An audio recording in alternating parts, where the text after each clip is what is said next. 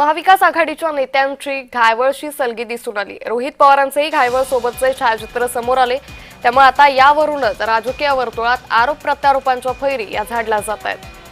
तर रोहित पवारांचेही घायवळ सोबतचे छायाचित्र समोर आले।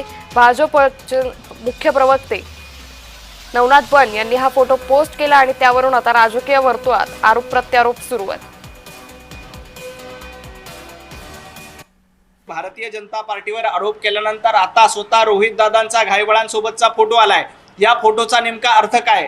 ये रिश्ता क्या कहलाता है हा माझा रोहित दादांना सवाल आहे।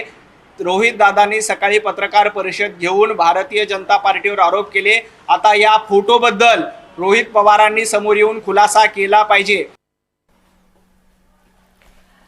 तर निलेश घायवळच्या सोबत रोहित पवारांचे फोटो दिसून आले आणि त्यावरूनच भाजपने आता रोहित पवारांवर टीकास्त्र डागायला सुरुवात केलेली आहे।